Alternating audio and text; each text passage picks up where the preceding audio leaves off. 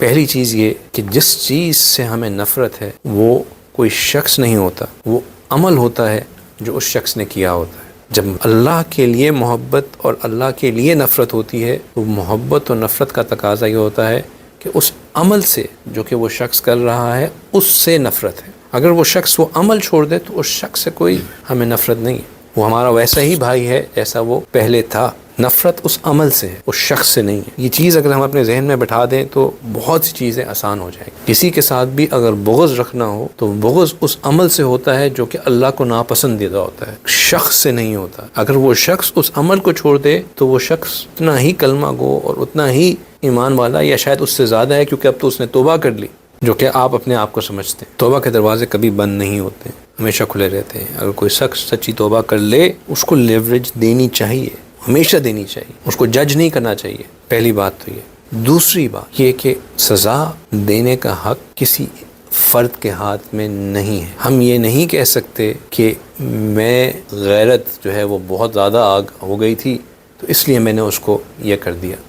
اگر آپ کی غیرت بہت زیادہ اوور بوائل ہو گئی ہے، آپ زیادہ سے زیادہ یہ کر سکتے ہیں کہ اس کو پکڑ کے جو پولیس والے ہیں اس کے حوالے کرتے ہیں۔ اگر اس دوران بھی اگر آپ نے اس کو ایک دو دفعہ لتھیڑ دیا یا کچھ کر دیا تو آپ کا شمار ظالموں میں ہی ہوگا، کیونکہ آپ کو یہ حق ہی نہیں تھا کہ آپ کسی کو سزا دیں۔ یہ کام قاضی کا ہے، اور اگر آپ کے ملک کا نظام ایسا ہے کہ یہاں تو ایسا ہوتا ہی نہیں ہے تو پھر یہ معاملہ اللہ اور اس شخص کے درمیان کا ہے۔ آپ کو کسی بھی سرکمسٹانسز میں قانون اپنے ہاتھ میں لینے کی اجازت نہیں ہے۔ وہ قاضی اس بات کا فیصلہ کرے گا کہ اس نے واقعی کوئی ایسی بات کی، اس نے واقعی نبی پاک صلی اللہ علیہ وسلم کی عزت کو پامال کرنے والا شخص ہے، آپ صلی اللہ علیہ وسلم کی گستاخی کرنے والا شخص ہے، آپ صلی اللہ علیہ وسلم کے خلاف بات کرنے والا شخص ہے، یا یہ کوئی سلپ آف ٹنگ تھا، سپلر آف دا مومنٹ تھا، یا جو بھی تھا۔ اور پھر اس کے بعد اس کو معافی کی کوئی گنجائش بنتی ہے یا نہیں بنتی ہے، یہ قاضی وقت ڈیسائیڈ کرے گا۔ میں آپ کسی کو حق نہیں پہنچتا کہ ہم اپنے آپ پہ اس کے اوپر اس کی ڈیسیجن لیں اور اس قانون کو اپنے ہاتھ میں لیں۔ یہ ہمارا دین نہیں سکھاتا۔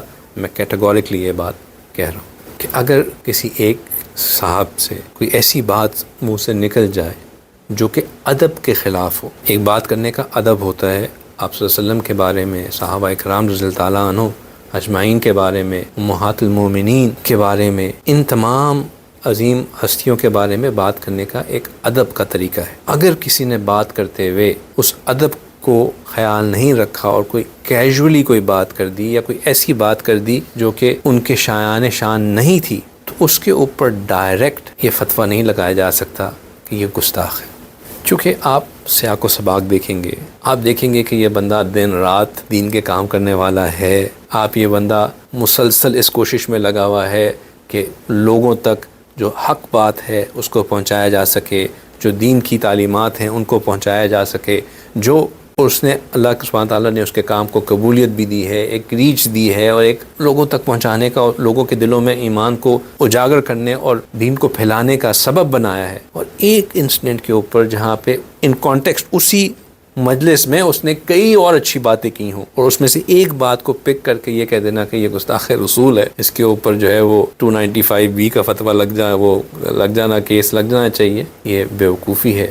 دس از uncalled for، unwanted ہے۔ لہٰذا ہمیں ان ایکسٹریم میجر سے بچنا چاہیے، ہمیں اوائڈ کرنا چاہیے ان ایکسٹریم باتوں کو، کیونکہ یہ ہمارے دین کا حصہ نہیں ہے۔ اور پھر جیسے میں نے کہا کہ اگر اس طرح کے کسی شخص نے آن ٹاپ آف اٹ پھر معافی بھی مانگ لی اور اپنی غلطی کا احساس بھی کر لیا، اگرچہ کہ تو اس کو ضرورت ہی نہیں ہے کہ پبلکلی وہ اپنی کو معافی بھی کرے، معافی تو اللہ اور بندے کے درمیان ہے، لیکن کیونکہ بات لوگوں کے درمیان ہوئی اور اس نے لوگوں میں معافی بھی مانگ لی، تو پھر تو کوئی گنجائش بچتی ہی نہیں ہے کہ آپ اس کو مزید بڑھائیں، اس کو مزید پروپیگیٹ کریں۔